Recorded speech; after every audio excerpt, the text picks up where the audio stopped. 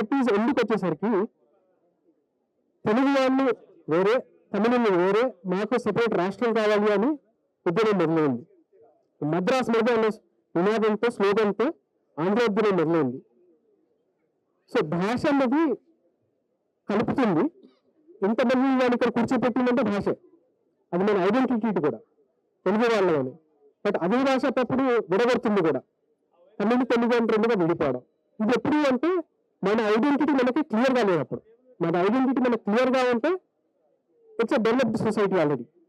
అప్పటికి ఇంకా ఆ ఫ్లక్స్లో ఉంది కాబట్టి తమిళ సినిమా వేరే, తెలుగు సినిమా వేరే, తమిళ వారు వేరే, తెలుగు వారు వేరే, తమిళ లాంగ్వేజ్ వేరే, తెలుగు లాంగ్వేజ్ వేరే అని డిఫరెంట్ పార్ట్స్ ఆఫ్ ఎవల్యూషన్లోకి వెళ్ళిపోయాయి. This also brings challenges in public governance. So ఈ కోణంలో నేను బుక్ చదువుకుంటూ వెళ్ళాను.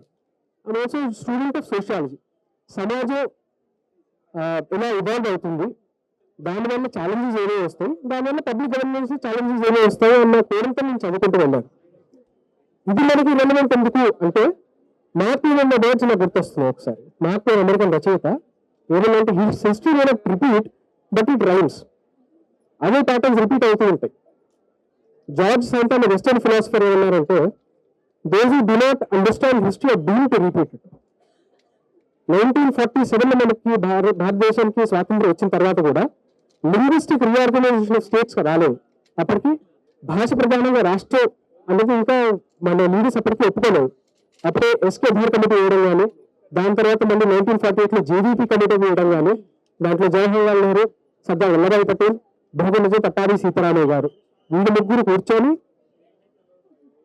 మద్రాస్ని ఇద్దరికి ఇవ్వాలంటే రెండుగా చీల్చండి, కూల్ నదిని నార్త్ ప్రదేశ్ అంటే తెలుగు వాళ్ళకి ఇవ్వండి, దక్షిణ ప్రదేశ్ అంటే తమిళని తీసుకోండి అని ఒక సిఫార్సు చేశారు. లేదు అంటే ఆంధ్ర వాళ్ళు వెళ్ళిపోండి, మీరు సెపరేట్ రాజధాని మీరు నిర్మించుకోండి అని ఒక సిఫార్సు చేశారు. దాని తర్వాత ఏం జరిగింది అందరికి తెలుసు. ఇప్పుడు మళ్ళీ దాని తర్వాత ఇదే ఫ్రేమ్ వర్క్ లో ఏం నడిచిందో కూడా తెలుసు. So as long as we don't understand our identity, ఇది ఇట్లా నడుస్తూనే ఉంటుంది. మరి దానికి దీనికి ఏంటి సంబంధం?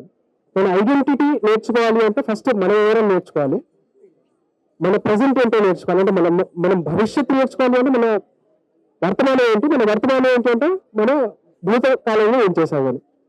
మన ఫ్యూచర్ తెలుసుకోవాలంటే ప్రజెంట్ అండ్ పాస్ట్. సో మన పాస్ట్ తెలుసుకోవాలంటే చరిత్ర చదవాలి, చరిత్ర నుంచి చారిత్ర వస్తుంది, చారిత్ర నుంచి మన క్యారెక్టర్ ఐడెంటిటీ వస్తుంది. సో చరిత్ర చదువుకోవాలంటే భాష చరిత్ర చదువుకోవాలి, భాష చరిత్ర చదువుకోవాలంటే సినిమా చరిత్ర కూడా చదువుకోవాలి, సినిమా చరిత్ర చదువుకోవాలంటే ఈ బుక్ చదవాలి అని అర్థమైంది నాకు.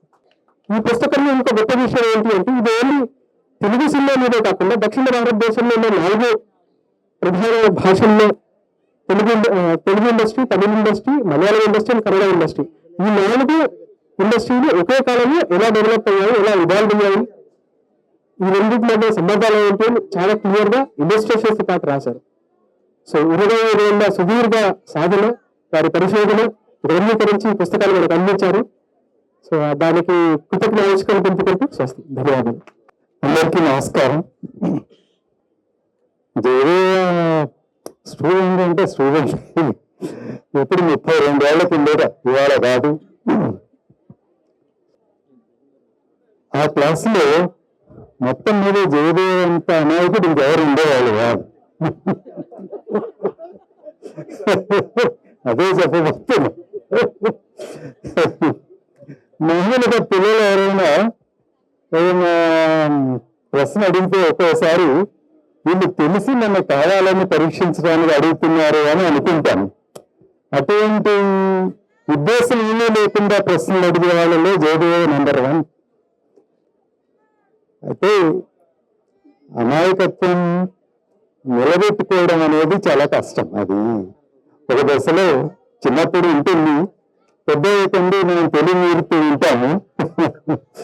ఎంత తెలివి మీరాడో తెలియదు, కానీ అమాయకత్వం మాత్రం ఇంకా నిలబెట్టుకున్నందుకు జయదేవ్ అభినందనలు చెప్పక తప్పదు. అయితే దీంతో పాటు ఒక అంటే అమాయకత్వం ఉంది అంటే దాంతో సిన్సియారిటీ కూడా ఉంటుంది అని, చాలా నిజాయితీ. అంటే అబద్ధం చెప్పడు, దేని గురించైనా నిజం చెప్పడానికి ఎంత కష్టపడాలో అంత కష్టపడతాడు. ఏం చెప్పడం అంత తేలిక కూడా కాదు. ఈ పుస్తకం గురించి మనం మాట్లాడదలుచుకుంటే ఇది 2-3 రోజులు పడుతుంది. దానికంటే అంటే ఒక విషయాన్ని ఎంత లోతుకు వెళ్ళి పరిశోధించి ఒక వాస్తవాన్ని ఒక సత్యాన్ని వెలుగులోకి తీసుకురావచ్చో అది జయదేవ ఈ పుస్తకం ద్వారా నిరూపించాడని నేను అనుకుంటున్నాను. మామూలుగా అందరూ ఏదో ఒకటి అనుకుంది. మనం సాహిత్య చరిత్రలో మనకు చాలా ఉన్నాయి. మొట్టమొదటి నవల వీరేశలింగం పంతులు గారు రాశారని, మొట్టమొదటి కథ గురవాడ అప్పారావు గారు రాశారని, ఇవన్నీ కూడా బద్దలైపోయినాయి. ఇప్పుడు వాళ్ళకంటే 10 ఏళ్ల ముందు 15 ఏళ్ల ముందు రాసిన వాళ్ళు చాలా మంది వచ్చారు. ఇది ఎప్పుడు ఇదంతా రీసెంట్ హిస్టరీ. ఎవరు మన వీరేశలింగం పంతులు గారు కిందటి శతాబ్దం నాడు, గురవాడ అప్పారావు గారు కూడా అంతే, మన సినిమా కూడా అంతే. 100 ఏళ్ళ ఉండే లోపలే ఈ సినిమా గురించి మనకి ఏమీ తెలియకపోతే, సరిగ్గా లేకపోతే ఇంకా ఫ్యూచర్ లో ఎవరికైనా ఎట్లా తెలుస్తుంది? ఎవరో ఒకళ్ళు సత్యాలు చెప్పకపోతే మనందరం అజ్ఞానంలోనే ఉండిపోతాము. అట్లా మనకి సినిమాల గురించి, ముఖ్యంగా దక్షిణ భారత సినిమాల గురించి చాలా సత్యాలు వెల్లడించినందుకు జయదేవని మరోసారి అభినందిస్తూ, ఈ పుస్తకం ఆయన కృషి ఫలితమని. ఇంకొక విశేషం కూడా ఉంది. మామూలుగా నాకు పుస్తకాలు వస్తే ఎట్లా వస్తాయంటే మాన్యుస్క్రిప్ట్ వస్తుంది, అది కంపోజ్ అయ్యి లేఅవుట్ అయ్యి ప్రూఫ్ ప్రింటింగ్ అయిపోయి ఇవన్నీ అయ్యి అప్పటికైనా ఈ ప్రింటింగ్కి రాదు.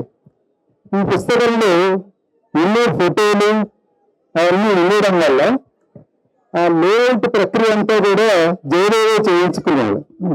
సో నాకు పుస్తకం వేయడం చాలా తేలికైంది.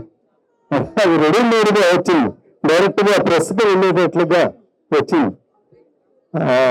అందుకు జయదేవకి కృతజ్ఞతలు కూడా చెప్పాలి. సో జయదేవ, ఇంతటితో అయిపోలేదు, ఇంకా భవిష్యత్తు చాలా ఉంది. మన సినిమా చరిత్ర అంతా మనకు దీంతోనే తెలిసిపోయిందని అనుకోని, ఇంకా చేయాల్సింది చాలా ఉంది. అది కూడా చేస్తావని, తెలుగు ప్రజలకి మరింత జ్ఞానాన్ని ప్రసాదిస్తావని ఆశిస్తూ సార్ థ్యాంక్ యూ. ఎంఎస్కో విజయ్ కుమార్ గారికి ఈ పుస్తకావిష్కరణ ఫస్ట్ రీల్ మొదటి సినిమా మన సినిమా, ఈ పుస్తకావిష్కరణ కార్యక్రమానికి ముఖ్య అతిథిగా విచ్చేసిన ప్రముఖ దర్శకుడు, రచయిత, సృజనశీలి, సాహిత్యాభిమాని, అక్షరాన్ని అమితంగా ఆరాధించే వ్యక్తి.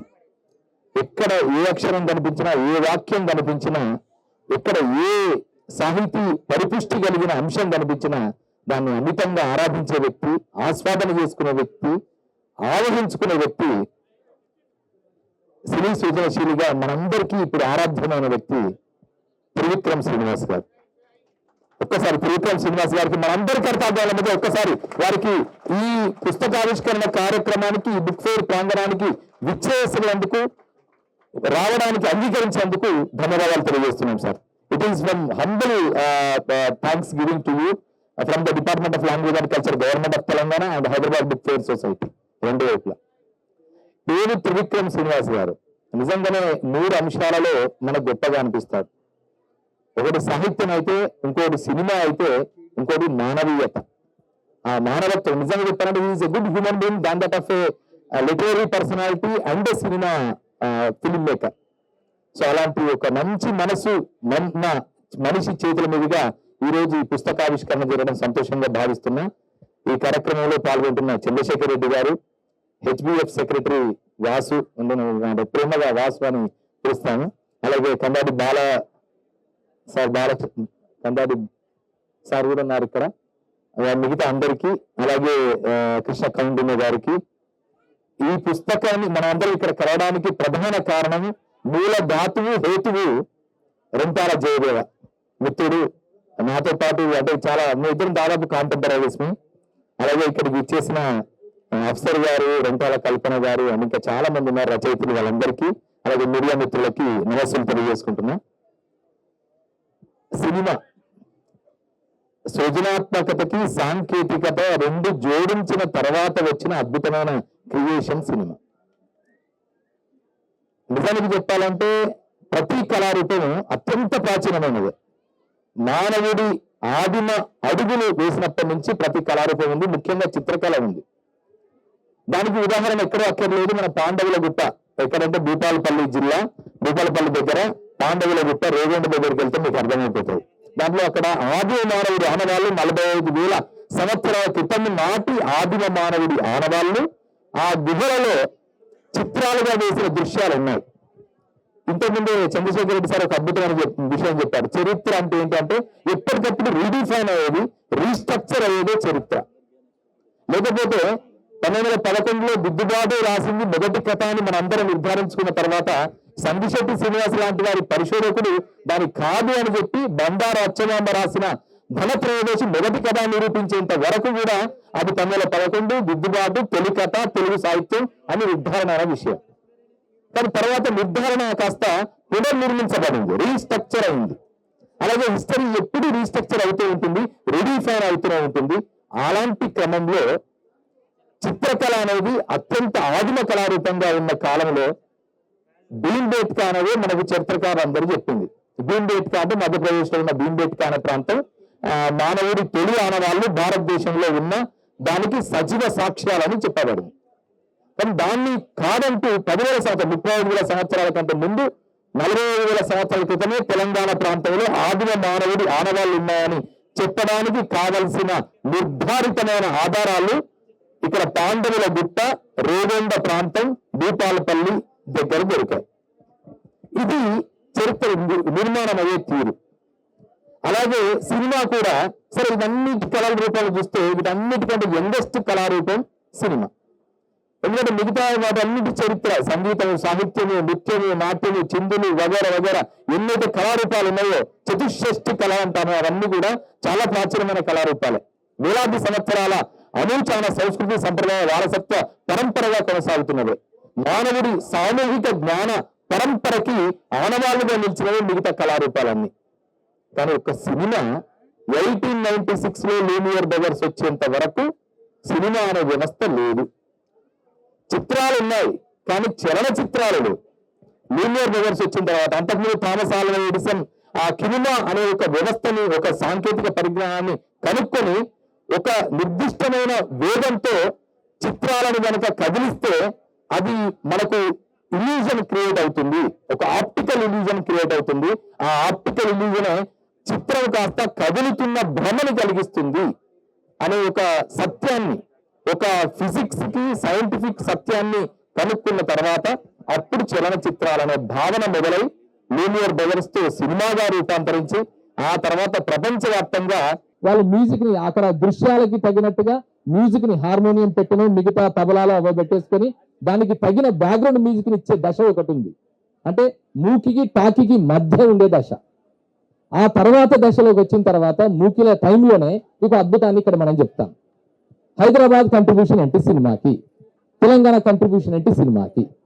Telangana contribution is on par with any other film industry as for as Indian cinema is concern. ఇది అంతగా చరిత్రకి నోచుకొని ఒక బాధాకరమైన విషయం. 1920s లో రఘుపతి వెంకయ్య, రఘుపతి ప్రకాష్ గారు సినిమాలు తీస్తున్న టైంలోనే హైదరాబాద్ లో నిజాం కాలేజీలో ప్రొఫెసర్ గా ఉన్న ధీరేంద్రనాథ్ గంగూలీ అనే బెంగాలీ అతను మూకీ సినిమాలను ఇక్కడ ప్రదర్శిస్తూ వచ్చాడు. హైదరాబాద్ లో లోటస్ ఫిల్మ్ కంపెనీని పెట్టేసి 8 సినిమాలు తీశాడు ఆయన. దానిలో గమ్మత్తైన విషయం ఏంటంటే ఒక రజియా సుల్తాన్ అని ఒక సినిమా తీశాడు. ఆ రజియా సుల్తాన్ సినిమా తీసినందుకు అప్పుడు నైజాం రాజుకు కొంచెం కోపం వచ్చేసి దేశ బహిష్కార శిక్ష విధించబడిన మొట్టమొదటి ఫిలిం మేకర్ ధీరేంద్రనాథ్ గంగూలీ. ఇది హైదరాబాద్ కు సంబంధించిన సినిమా తొలినాళ్ల మొదటి ఆనవాళ్ళు. సో ఈ నేపథ్యంలోనే 1931లో హనుమంతప్ప మునియప్ప రెడ్డి భక్త ప్రహ్లాద సినిమా తీశారు. ఆ భక్త ప్రహ్లాద సినిమా తీస్తున్న టైంలోనే దానిలో చాలా అద్భుతంగా ఈ సినిమా ఫస్ట్ రీల్ బుక్ లో రెంటాల జయదేవ్ ఎంత చక్కగా కంపారిజన్ చేసుకుంటూ వచ్చారంటే it's a wonderful comparative analysis that has been made in this wonderful book. Though it is a historical evidentiary note, but it is having its own impact on the entire South Indian film industry on comparative analysis. Bhakta Kalidasa cinema వచ్చింది, ఇటు భక్త ప్రహ్లాద వచ్చింది, అటుపక్క balun వచ్చింది, ఇటుపక్క సతీ సులోచన. ఇవి వచ్చిన క్రమంలోనే అవి జరిగిన పరిణామ రీతులని, అప్పుడు వచ్చిన సాంకేతిక పరిణామ రీతులని, అప్పుడు ఎదుర్కొన్న సమస్యలని, సవాళ్ళని, అప్పుడుండే ఆది సినిమా నిర్మాతలు, దర్శకులు, రచయితలు, సాంకేతిక నిపుణులు ఎలాంటి ఇబ్బందులు పడ్డారనే విషయాలను కూడా చాలా చక్కగా, అద్భుతంగా, సాధికారికంగా, శోభపత్తికంగా, సోదాహరణంగా, అథారిటేటివ్ గా, అథెంటిక్ గా, అక్యురేట్ గా 3 ఏళ్లతో కలిపి చూపించిన పుస్తకం ఫస్ట్ రీల్. ఎందుకంటే ఒక ప్రామాణికత, ఒక పుస్తకానికి ప్రామాణికత, ఒక పరిశోధనకి ఒక సార్వజనీనత ఎప్పుడు వస్తుందంటే 3 ఏళ్ళు ఉన్నప్పుడు వస్తుంది. 3 ఏళ్ళు అంటే ఫస్ట్ అథారిటీ ఉండాలి, అది అథారిటేటివ్ గా ఉండాలి. సెకండ్ది అథెంటిక్ గా ఉండాలి. మూడవది అక్యురేట్ గా ఉండాలి. ఇవన్నీ చెప్పడానికి కావాల్సిన ఎవిడెన్సెస్ మనకు స్పష్టంగా కనిపించగలగాలి. అది విస్పష్టంగా చెప్పగలిగేలాగా తిరుగులేని ఆధారాలను ఇవ్వగలగాలి, ఆనవాళ్ళను చూపించగలగాలి. సో అలాంటి 3 ఏళ్ళని సంపూర్ణంగా రంగరించుకున్న పుస్తకంగా తొలినాటి తెలుగు సినిమాను మాత్రమే కాకుండా తొలినాటి కన్నడ సినిమా, తొలినాటి తమిళ సినిమా, తొలినాటి మలయాళ సినిమాలకు సంబంధించిన విశేషాలన్నింటినీ క్రోడీకరించిన ఒక అరుదైన, అద్భుతమైన, అపూర్వమైన గ్రంథంగా ఇప్పుడు ఈ ఫస్ట్ రీల్ నిలిచింది. సో అలాంటి ఒక పుస్తకాన్ని రచించిన జయదేవకి ఒక్కసారి మనందరి కరతాళాల మధ్య ఒక్కసారి he must give a wonderful round of applause to him. So ఇలా అప్పటి నుంచి ఇప్పటి వరకు దాదాపు 9,000 పైగా, అంటే తెలుగు సినిమా ప్రస్థానం లెక్కేస్తే 1931 నుంచి ఇప్పటి వరకు 103 సంవత్సరాల చరిత్ర. ఈ 103 సంవత్సరాల చరిత్రలో దాదాపు 9,000 పైగా సినిమాల సాఫ్ట్వేర్ తెలుగు సినిమా సగర్వంగా క్రియేట్ చేయగలిగింది. ఒక సంవత్సరం ఒక సినిమా, ఒక సంవత్సరం 25 సినిమాలు, ఒక సంవత్సరం 4 సినిమాల నుంచి మొదలెట్టి ఇప్పుడు ప్రతి సంవత్సరం 120 సినిమాలు పైగా నిర్మాణమై రిలీజ్ అవుతున్నాయి. దానిలో డబ్బింగ్ సినిమాలు ఉంటున్నాయి, డైరెక్ట్ సినిమాలు ఉంటున్నాయి. ఇప్పుడు ఎన్నెన్నో పరిణామాలు సాంకేతికత పరంగా, ఎన్నెన్నో పరిణామాలు, ఎన్నెన్నో కథల పరంగా, సాంకేతికత పరంగా, అలాగే ప్లాట్ఫామ్ల పరంగా, వేదికల పరంగా కూడా ఎన్నెన్నో పరిణామాలు, ఎన్నెన్నో మార్పులు చేరుకొని ఉన్నప్పటికీ సినిమా ఇప్పటికీ రారాజుగా నిలుస్తోంది ఎంటర్టైన్మెంట్ రంగంలో. ఈ నేపథ్యంలో మొదటి అడుగుల్ని తెలుసుకోవడం అనేది గొప్ప విశేషం. అంటే అసలు ఇంత మనం ఎంజాయ్ చేస్తున్నాం, సినిమాలన్నీ చూస్తున్నాం, బాగుంది, సాహిత్యం గురించి చదువుకుంటున్నాం, బాగుంది, ఆదికవి నన్నయ్య అంటున్నాం. అంతకంటే ముందు పంపన 941 సంవత్సరంలోనే తెలుగులో అద్భుతమైన సాహిత్యాన్ని సృష్టించాడని చరిత్రక పరిశోధన ద్వారా తెలుసుకుంటున్నాం. ఇలాంటి నేపథ్యంలో మొదటి అడుగులు సినిమావి ఎలాంటివి? చందాల కేశవదాసు కంట్రిబ్యూషన్ ఏంటి? తొలి సినిమా భక్త ప్రహ్లాద్ అయితే ఆ భక్త ప్రహ్లాదులో పాటలు మొదటిసారిగా రాసిన ఘనత చందాల కేశవదాసుకు దక్కింది. ఆయన ఖమ్మం జిల్లా వాసి, తెలంగాణ బిడ్డ. అలాంటి అంటే పరితాప భారంబు భరింప తగున అనే పాటతో మొదలైన తెలుగు సినిమా పాటల ప్రస్థానం ఇప్పుడు పాటలు లేకుండా ఉండలేని స్థితికి వచ్చింది. ఎంతవరకు వచ్చిందంటే ఇక సామి వరకు, మిగతా వాటి వరకు, చాలా చాలా పాటల వరకు వచ్చింది. సో ఇలాంటి పాటల ప్రస్థానం, ఇలాంటి ఎంటర్టైన్మెంట్, ఒక ఫుల్ టైం ఎంటర్టైన్మెంట్ 360 degrees లో మనిషికి కావలసిన వినోదాన్ని, విజ్ఞానాన్ని, వికాసాన్ని ఇవ్వగలిగిన ఒక వినోద సాధనంగా సినిమా ఇప్పుడు నిలిచింది. అయితే డర్టీ పిక్చర్ సినిమాలో ఒక మాట చెప్తారు, సినిమాకి ఎందుకు వస్తారు అంటే ఎంటర్టైన్మెంట్, ఎంటర్టైన్మెంట్, ఎంటర్టైన్మెంట్ అని 3 అని. కానీ నాకు తెలిసి, నాకు అధ్యయనం చేసిన మేరకు, నేను అర్థం చేసుకున్న మేరకు సినిమాని కేవలం ఎంటర్టైన్మెంట్ కోసం రారు. Cinema is not only for entertainment but it also for enlightenment. ఒక వికాసం కోసం, ఒక వెలుగు కోసం, ఒక జ్ఞాన సంపన్నత కోసం కూడా సినిమాలు ఉపయోగపడతాయి. And at the same time it's for education. Entertainment కు మాత్రమే కాదు, ఎడ్యుకేషన్ కోసం, ఎన్లైటన్మెంట్ కోసం కూడా, అలాగే ఎడ్యుకేషన్ కోసం కూడా. మనం ఇప్పుడు చాలా విషయాలు తెలుసుకుంటాం, చాలా జ్ఞానపరమైన విషయాలు, సాంస్కృతిక విలువలు ఎన్నో తెలుసుకుంటాం ప్రపంచ సినిమా చూడడం ద్వారా. Japanese, Korean, Chinese, Italian, Spanish, Romanian, Denmark ఇలాంటి సినిమాలు చూడడం ద్వారా, లేదా భారతదేశం విషయానికి వస్తే తమిళ్, మలయాళం, కన్నడ, బెంగాలీ, గుజరాతీ, మరాఠీ, ఒడియా సినిమాలు చూడడం ద్వారా వారి వారి ప్రాంతాలలో ఉండే సాంస్కృతిక విలువలు, భాష, సంస్కృతి, సంప్రదాయాలు, ఆచారాలు, రీతులు, రివాజులు, కట్టుబాట్లు, ఆహారపు అలవాట్లు ఇవన్నీ కూడా తెలుసుకునే ఒక ఇన్ఫార్మల్ ఎడ్యుకేషన్ ని మనకు అందించేది ఇప్పుడు సినిమా.